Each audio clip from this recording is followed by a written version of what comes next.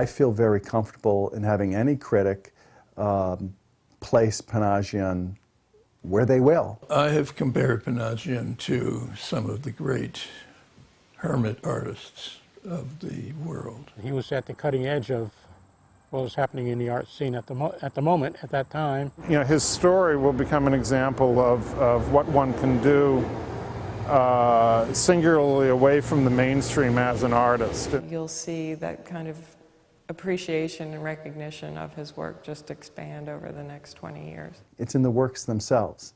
And these works are very strong and rest very comfortably on their own, hanging on museum walls.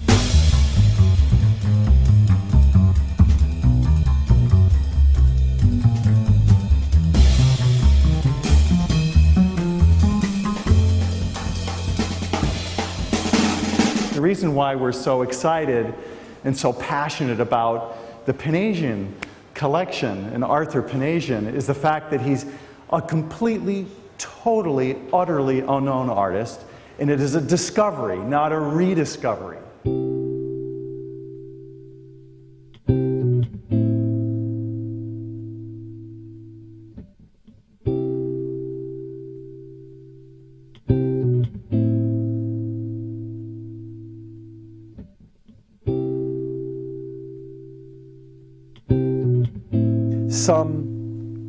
I should say many works did have to be thrown out only because they had been stored in the garage for so long under conditions of dampness, humidity, that the paint had all but flaked off the canvas completely. Before he died, his sister told me that he said to her, just throw it all in the garbage.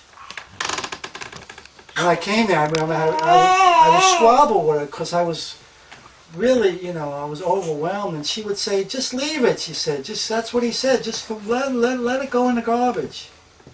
And I kept saying, how could you say that?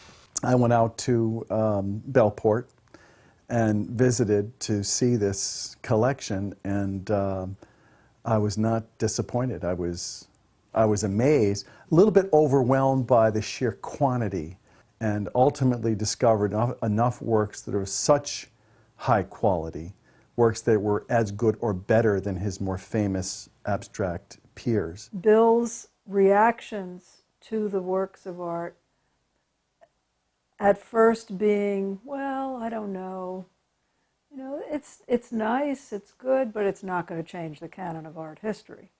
That was his first reaction to the 20 or so paintings that we looked at. When he began to get into it, for me, there was tremendous excitement in watching Bill get excited. There's a variety of things that stood out to me as a curator and also as an artist myself.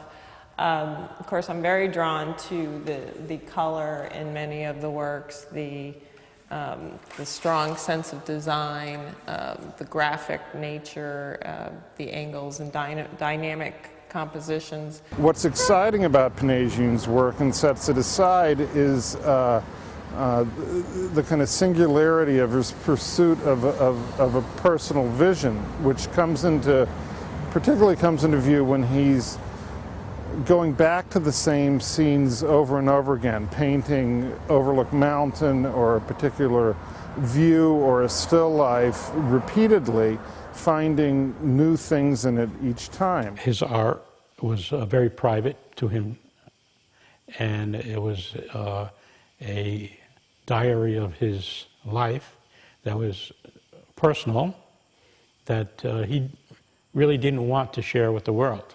The act of making the art was the most important thing. Not the finished product, not the sale, not being in a museum show, not having a gallery.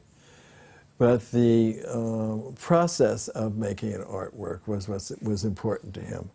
And I think that that's an important aspect of art that we now perhaps too much neglect. His art was purely, in a way, a selfish act, and that he was really doing this to improve himself as a person and have these visible expressions of the final attainment of this ultimate vision and skill that he had.